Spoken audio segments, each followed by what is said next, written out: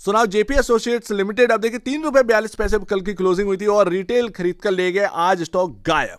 Hi, this is Dev and watching traders diary. Adani के बहुत chances लग रहे हैं कि वापस से उनकी बिड को रिव्यू किया जाए और यहां पर क्या एक मल्टीवैगर इसकी वजह से रिटर्न जेपी एसोसिएट के अंदर बनता हुआ नजर आएगा जब एक लिस्ट होगा दोबारा सही तरीके से।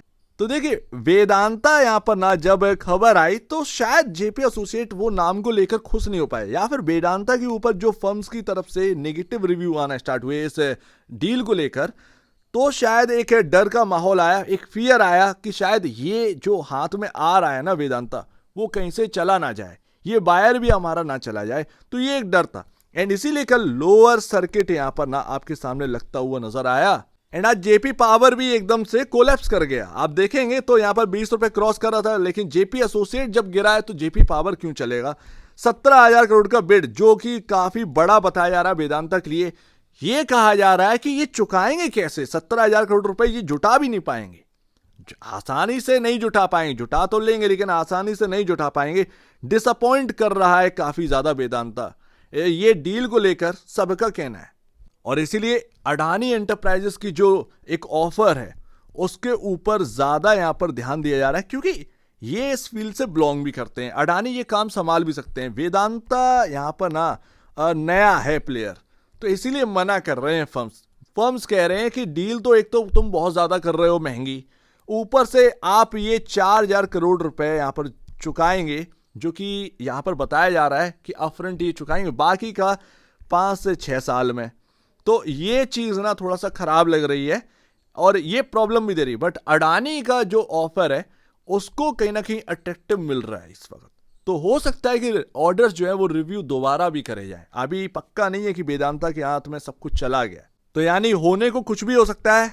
अडानी भी अभी आउट नहीं है, अडानी भी वापस आ सकते हैं इस रेस के अंदर। अच्छा, एक और बात, अगर डील हुई, चाहे वो वेदांता की हुई हो या फिर अडानी की होए, पर यहां पर एनसीएलटी में 8 मंथ का बताया जा रहा है टाइम फ्रेम लगेगा।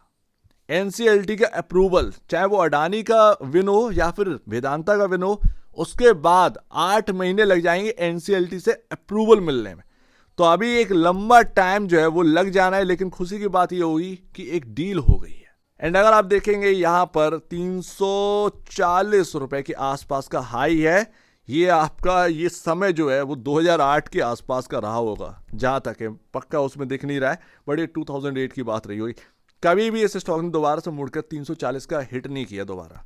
ये आपके सामने एक हिस्ट्री रही है, चार्ट पर आप देख सकते हैं। अच्छा, एक और बात ध्यान रखिएगा, अगर वेदांता यहां पर आया तो फिर शायद किसी में मर्जर ना हो, ध्यान रखिएगा। बट अगर अडानी ग्रुप अगर आया तो फिर आपका हो सकता है कि मर्जर हो जाए अडानी की किसी कंपनी से, ये पॉसिबिलिटी बनती है। ध्यान रखिए, जेपी एसोसिएट मर्ज होता हुआ नजर आए, 24% स्टेक यहां पर ना पावर के अंदर है, तो वो अडानी पावर दो स्टॉक मार्केट के अंदर क्या करेंगे। अडानी हो सकता है कि वो पावर स्टॉक अडानी पावर के अंदर जो है मर्ज कर ले, ये एक पॉसिबिलिटी बनती है, होगा या नहीं होगा वो उनके ऊपर है, पर पॉसिबिलिटी बनती है। बट वेदांता की अभी कोई भी कंपनियां यहां पर लिस्ट नहीं है, जैसे पावर वगैरह वगैरह वो लिस्ट नहीं है, तो मतलब नहीं बनता। वेदांता का ध्यान रखिएगा, जो यहां पर डीमर्जर था वो भी यहां पर रुकावट आ चुकी है, गवर्नमेंट ने सवाल उठा दिए वगैरह वगैरह, तो अभी आसानी से डीमर्जर होना नहीं है। तो एक लग रहा है कि अगर वेदांता यहां पर ना इस पूरे ग्रुप को यहां पर ना एक्वायर करता है, सो दैट ऐसे में मर्जर आपका ना देखने को मिले किसी कंपनी के साथ, आप एक इंडिपेंडेंट स्टॉक को शायद देखें एंड उसी में फायदा है। अडानी ग्रुप अगर हुआ तो फिर मर्जर होता हुआ देखने को मिल सकता है। ऐसे में अडानी जिस भी कंपनी के साथ मर्जर करवाएंगे उसके आपको शेयर्स मिलेंगे। 842 करोड़ का मार्केट कैप है। रुचि सोया जैसा हाल ना हो जाए, ये कंपनी आप जानते ही हैं, इसका भी यहाँ पर पतंजलि ने टेक ओवर किया था एंड उसके बाद जो नंबर ऑफ शेयर्स थे वो ध्यान है कि रिड्यूस करे गए थे एंड उसके बाद रुचि सोया क्या भागा था ये स्टॉक।